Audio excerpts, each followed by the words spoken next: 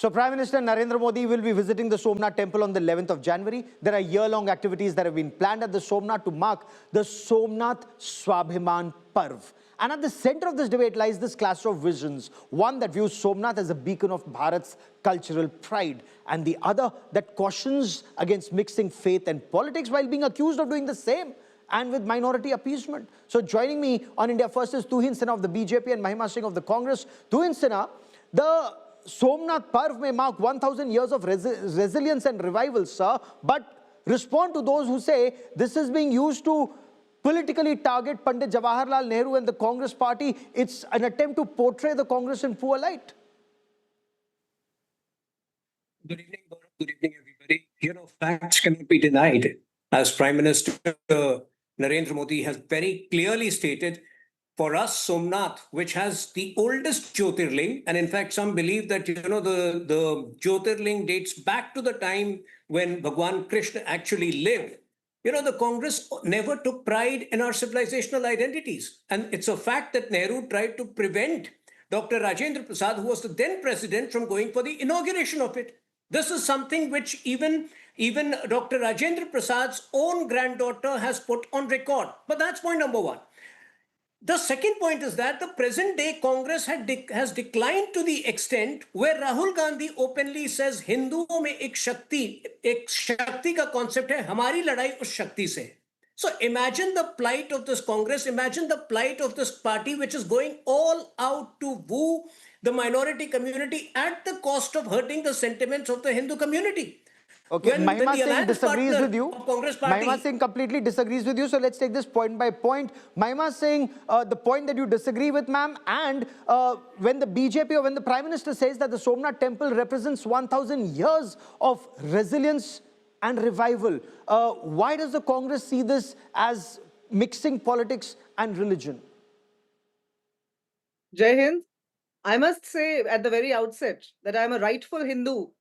Yet I am a more proud Indian, and I take great pride in the legacy and heritage of my country and its history. And so did Pandit Jawaharlal Nehru, the very first Prime Minister of this country, under whose cabinet, the cabinet that he chaired, the decision to rebuild this temple was taken.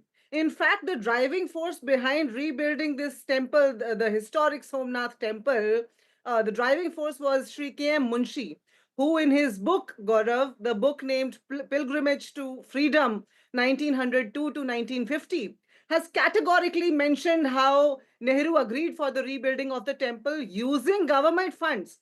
Then it was Bapu Gandhi who came forward and said, let the public contributions be brought in, let the temple be rebuilt with public contributions, and thus the temple was rebuilt. Yes, when Dr. Rajendra Prasad wrote into the Prime Minister, the conversation is public because those were the times when transparency and dissent was at the very core of the dialogue, unlike this last decade. In this decade, an SIR is brought about and there are no files maintained. An RTI activist goes and asks for the files. Where are the files? They have no record. A notebandi is done. Their own cabinet ministers do not know about it. Those were the times when there was dissent, when there was dissent, when there was transparency. Yes, Pandit Jawaharlal Nehru told Dr. Rajendra Prasad, he said, Rajendra Babu, I advise you against this. Why? Because he said we have stopped our expenditure on education, health, and other beneficent services right now. Why?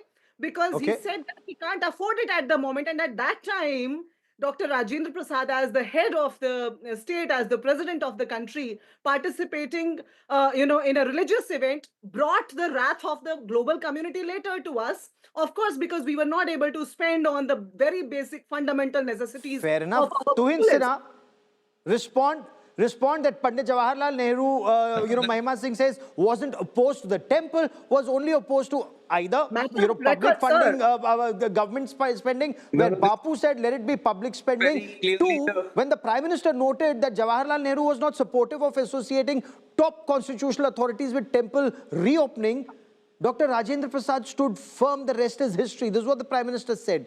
Now, tell me this, why drag in Pandit Jawaharlal Nehru today? Very clearly, the Congress spokesperson has provided you the wrong reasons for Nehru not allowing or requesting Dr. Rajendra Prasad to not go for the inauguration of the temple. Very clearly, it had to do with Nehru's flawed understanding of secularism, flawed perception of secularism. But Gaurav, I think these are separate issues. Our cultural identity, taking pride in our cultural identity is a separate thing. Fast tracking the reformist agenda, which our government has done throughout the last year, is a different thing. Governance is different, but taking pride in our culture, why should the Congress party grudge that? Imagine there were 40,000 temples which were destroyed by Mughals and by invaders. We take pride in resurrecting, only those which are so eternal that they define our existence as a civilization. Why should the Congress party have a problem with that?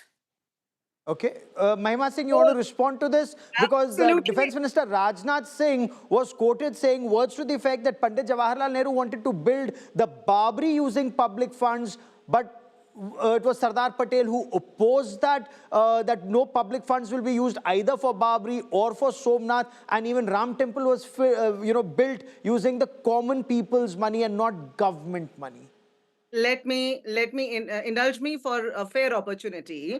But before I go forward to say that, let me just say that the BJP spokesperson has certainly not gone through the very much available correspondence between Dr. Rajendra Prasad and Pandit Jawaharlal Nehru, excerpts of which, two excerpts I will just read out. One is Pandit Jawaharlal Nehru's first response to Dr. Rajendra Prasad: "My dear Rajendra Babu, I confess that I do not like the idea of your associating yourself with the spectacular opening of the Somnath Temple. This is not merely visiting a temple, which can certainly be done by you or anyone else, but rather participating in a significant function, which unfortunately has a number of implications." Whereafter, Dr. Rajendra Prasad wrote again on 10th March 1951 and said that, well, he would like to participate. Whereafter, Pandit Jawaharlal Nehru very much wrote to him and said, "I am sorry for the delay in answering your letter of the 10th March regarding your visit to Somnath Temple. I have already conveyed my reactions to this, but if you feel that it will not be right for you to refuse the invitation,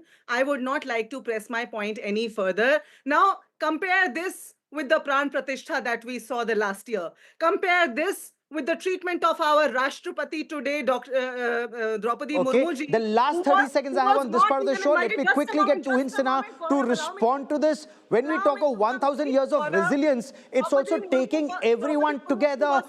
Analysts say that this effort is an attempt to show the Congress as anti-Hindu, sir, which many analysts argue is incorrect.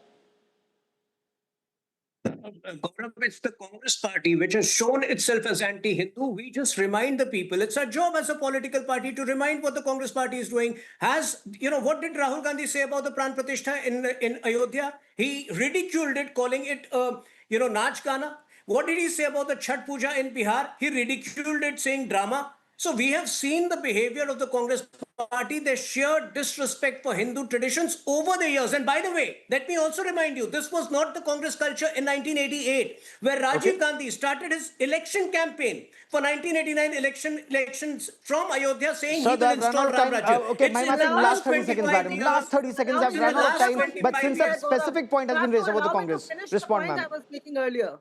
You have to allow me to finish the point I was making earlier. You see, the BJP spokesperson is speaking, without any idea of what India. I have just two questions of the BJP spokespersons to ask.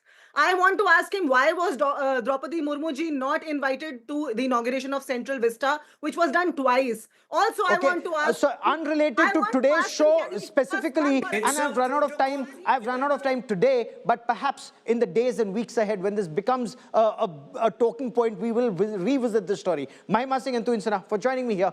Many thanks.